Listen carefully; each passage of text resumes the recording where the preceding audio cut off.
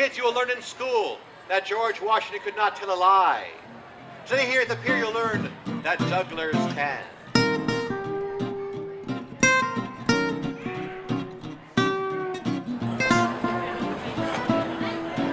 And you're about to see one of America's most famous street performers.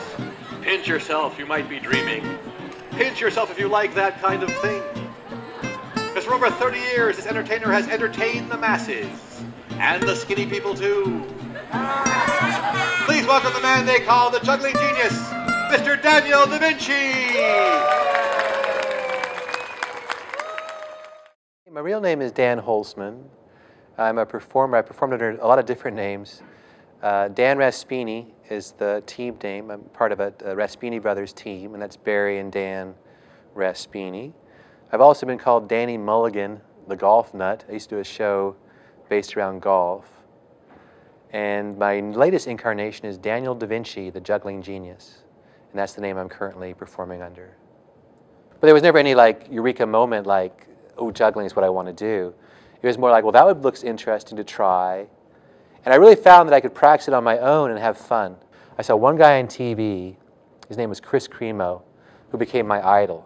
I could never like juggle just to music. Because I juggle kind of slow, so it kind of comes across boring, but he was like.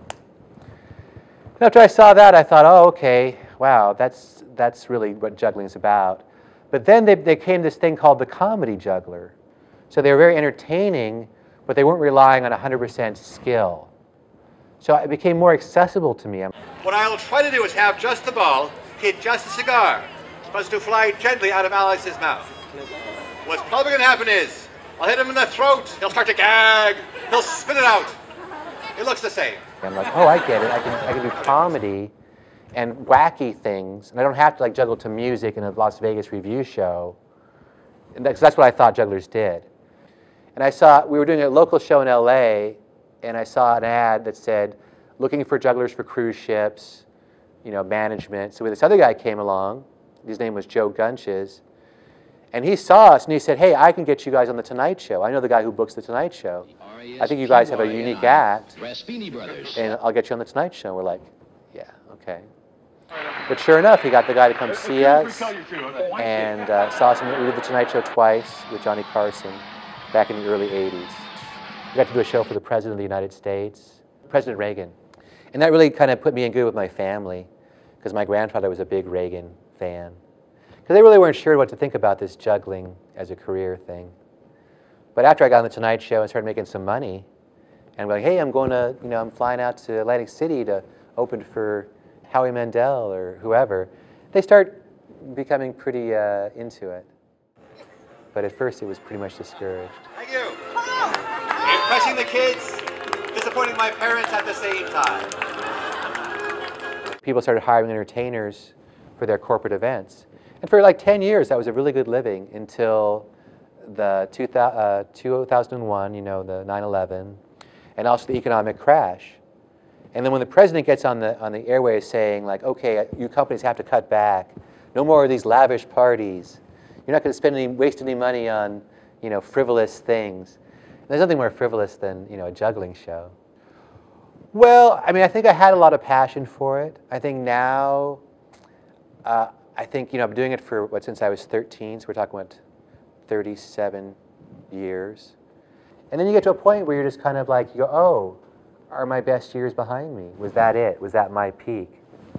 And I kind of realized, yeah, I think that, there are things I'm going to try to do to maybe have a second life in entertainment.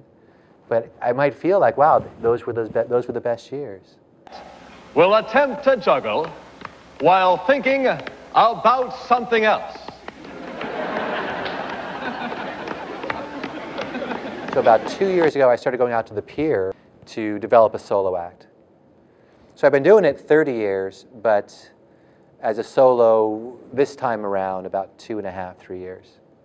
But for the last, I'd say, 26, 7 years, I relied on this with miscellaneous stuff here and there, 100%, yeah. Please welcome the Raspini Brothers. Yes! Yes! Thank you. Watch this. Tonight, something completely different.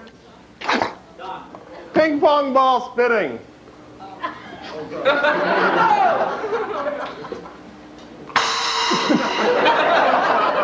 Well, thank you, cymbal fans. Thank you. And you can buy my album of funky cymbal hits and $6.95. All right. The Laugh Factory.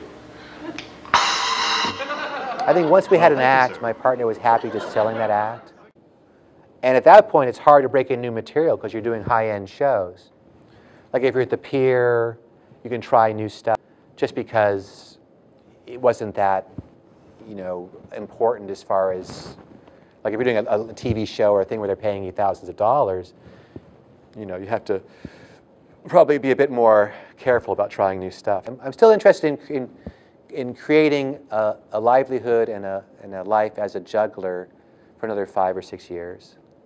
But passion, I don't think I have that much passion for it anymore, other than it's what I do, and there's really nothing else I want to do.